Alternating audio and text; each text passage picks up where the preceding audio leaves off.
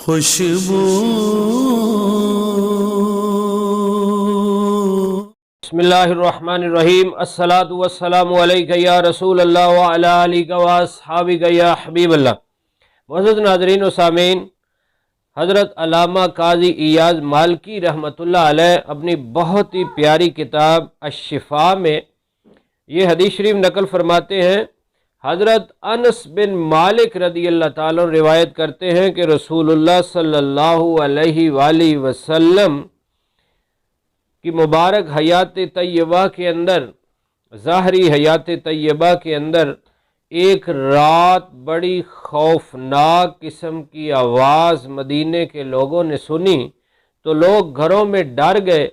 ہمارے پیارے آقا صلی اللہ علیہ وآلہ وسلم آپ حضرت ابو طلحہ کے گھوڑے پر سوار ہوئے اور پیارے آقا صلی اللہ علیہ وسلم اکیلے ہی باہر تشریف لائے مدینے سے دیکھنے کے لیے، اور وہ گھوڑا بڑا سست رفتار تھا، بڑا آہستہ چلتا تھا۔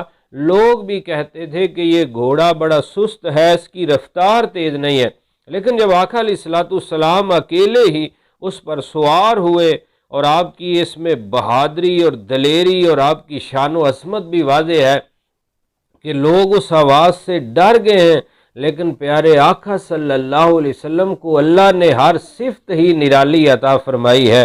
آپ ہر صفت کے اندر با کمال ہیں۔ پیارے آقا صلی اللہ علیہ وسلم جب اس گھوڑے پر سوار ہو کے باہر تشریف لے گئے، واپس آئے تو آ کر ابو طلحہ سے فرمایا کہ تمہارا گھوڑا تو بڑا تیز ہے، میں نے اس کو دریا کی مانند پایا، یہ بڑا تیز تھا۔ فرماتے اس دن کے بعد وہ گھوڑا بہت ہی تیز ہو گیا۔ یہ پیارے آقا صلی اللہ علیہ وسلم کی برکت ہے کہ آپ کا مبارک جسم اقدس اس گھوڑے سے لگ گیا، وہ سست رفتار گھوڑا سب سے تیز ہو گیا۔ اسی طرح قاضی ایاز مالکی رحمۃ اللہ علیہ شفا میں فرماتے ہیں کہ حضرت جابر رضی اللہ تعالیٰ عنہ کی اونٹنی بھی بڑی سست رفتار تھی۔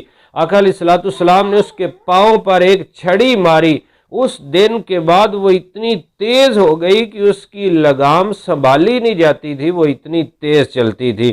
تو ہمارے پیارے آقا صلی اللہ علیہ وسلم سر سے لے کر پاؤں تک معجزہ ہی معجزہ ہیں، برکت ہی برکت ہیں، رحمت ہی رحمت ہیں۔ آپ کا جسم اقدس جس سے چھو جاتا ہے اس میں بھی رحمتیں اور برکتیں آ جاتی ہیں۔ اللہ رب العزت ہمیں پیارے آقا صلی اللہ علیہ وسلم کا سچا عاشق اور غلام بنائے، آمین بجاہ نبی الامین صلی اللہ علیہ وسلم۔